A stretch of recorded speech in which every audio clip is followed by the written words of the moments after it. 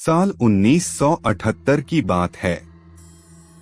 अदालत में एक मुकदमा चल रहा था। वहां आवाज गूंज रही थी। ये आवाज एक टेप रिकॉर्डर से आ रही थी। एक लड़की की आवाज जो पहले ही मर चुकी थी। अब बस फैसला होना बाकी था। फैसला इस बात का कि लड़की की मौत का दोषी कौन है। वो आत्माएं जिनका वो दावा कर रही थी कि उसके अंदर हैं, या वे माँ बाप जो उसे तथाकथित नर्क में जाने से बचाना चाहते थे। ऊपर दी गई तस्वीरों देखे, ये एनालिस माइकल की तस्वीरें हैं। दोनों तस्वीरों के बीच कुछ ही सालों का अंतर है। इन सालों में एनालिस ने भयंकर यातनाएं सही।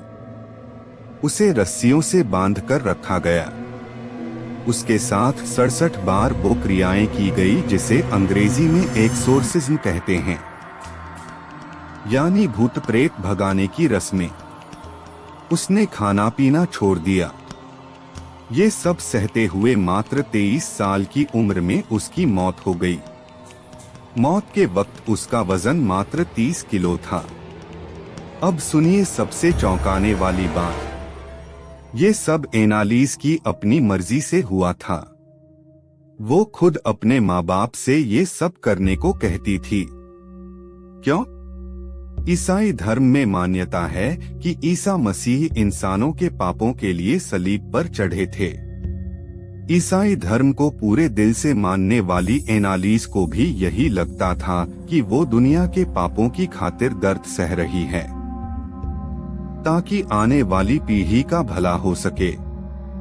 इस सब की शुरुआत कुछ 15 साल पहले हुई थी, जब एनालिस ने पहली बार होश संभाला था। उसके माता पिता गहरे धार्मिक थे। एनालिस हर हफ्ते चर्च जाती और बाइबल का पाठ करती। यहाँ तक कि उसने लैटिन भाषा भी सीख ली ताकि वो बाइबल के लैटिन सूत्रों को पढ़ सके। 16 साल के उम्र तक सब कुछ ठीक रहा। एनालिस स्कूल गई और बाद में उसने कॉलेज भी ज्वाइन किया। फिर साल 1968 में एक रोज एनालिस के साथ कुछ अजीब घटना हुई। एक रात जब वो सोई थी, अचानक उसे महसूस हुआ कि कोई उसके सीने में बैठा हुआ है। एनालिस बहुत डर गई, लेकिन उसके माँ बाप ने इसे एक बार की बात मानकर टाल दिया। ठीक साल भर बाद एक रात फिर से एनालिस को लगा कि कोई उसे दबा रहा है।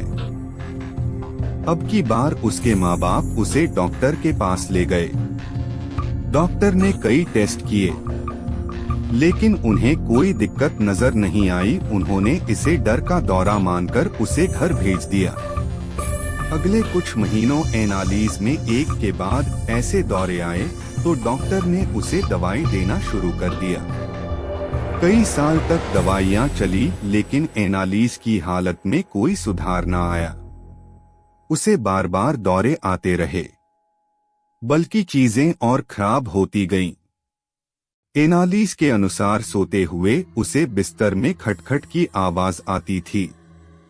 उसने अपनी माँ को बताया कि कोई उससे कहता है वो नर्क में जाएगी। बकौल एनालिस की माँ, एक रोज उन्होंने उसे वर्जिन मेरी की मूर्ति को घूरते हुए देखा। जब वो पलटी तो एनालिस की माँ के अनुसार उसकी आंखें एकदम काली थीं। सितंबर 1973 में उसने डॉक्टर को बताया कि उसे शैतानी चेहरे दिखाई दे रहे हैं और उसे ऐसा लग रहा है मानो शैतान उसके अंदर है। वो ये भी कहती कि उसे जले हुए मल की बदबू आ रही है। दवाइयों से उसे अब भी कोई फायदा नहीं हो रहा था।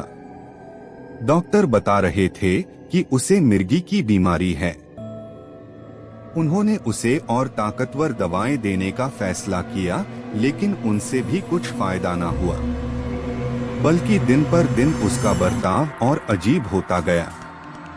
साल 1975 तक उसने खाना पीना छोड़ दिया था। वो रात भर जागती रहती और कोई मक्खी या मकड़ी दिख जाए तो उसे अपने मुंह में डाल लेती। ईसा मसीह की तस्वीर, क्रॉस या ईसाई धर्म से जुड़ी कोई भी चीज दिखती तो वो उसे तोड़ डालती थी। उसने चर्च जाना भी बंद कर दिया था। वो कहती थी चर्च की जमीन से उसके पाप जलते हैं। उसका वजन आधा हो गया था और उसकी हालत दिन पर दिन बिगड़ती जा रही थी। अंत में उसके माँ बाप ने एक रोज तय किया कि वो उसे एक पादरी के पास ले जाएंगे। पादरी ने एनालीज से मिलकर फैसला सुनाया कि उस पर शैतान का साया है। उन्होंने चर्च से एक्सॉर्सिज्म की परमिशन मांगी, लेकिन चर्च ने इनकार कर दिया। दरअसल 1973 में एक फिल्म आई थी, द एक्सॉर्सिस्ट द एग्जोर्सिस्ट नाम की, जो खूब हिट हुई थी।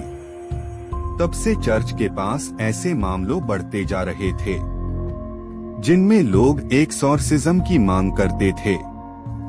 अधिकतर केसों में चर्च इनकार कर देता था और ऐसा ही उन्होंने एनालीज के साथ भी किया।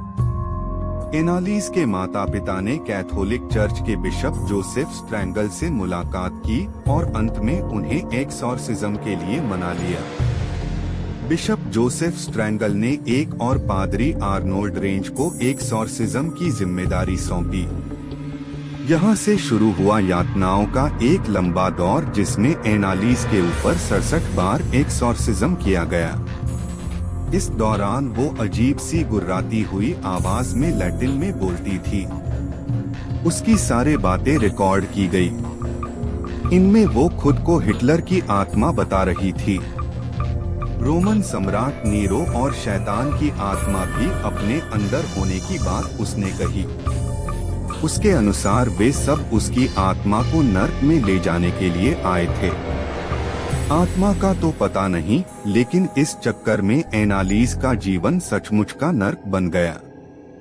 पादरी से मिलने के बाद उसने दवाइयाँ खाना छोड़ दिया, जिससे उसकी हालत और बिगड़ती गई। जून 1976 तक उसका चेहरा धंस चुका था। बाकी शरीर बस हड्डियों का कंकाल लगने लगा था।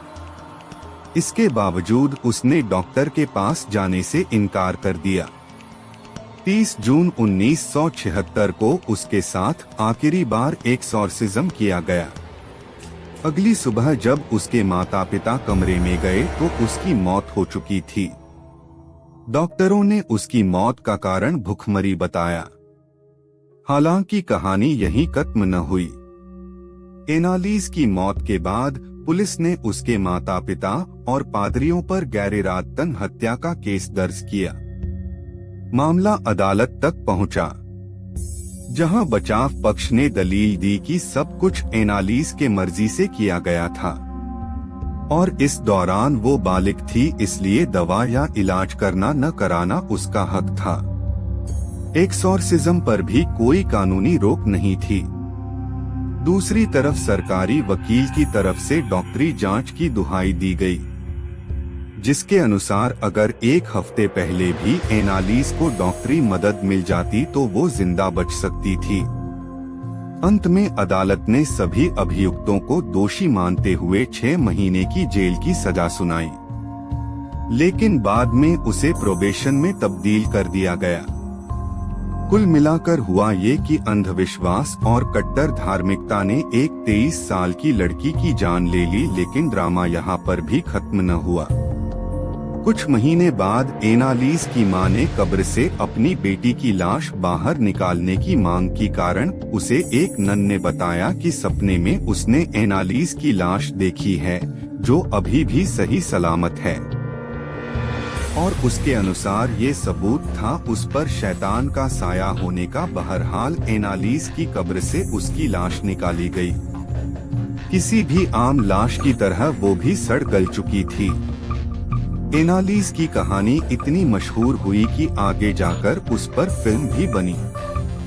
2005 में आई एक्सॉर्सिज्म ऑफ एमिली रोज की कहानी एनालीज पर ही आधारित थी। फिल्म सुपरहिट रही थी। अगर आपको यह कहानी अच्छी लगी हो तो लाइक, शेयर, कमेंट और सब्सक्राइब जरूर से जरूर करें भाई। धन्यवाद।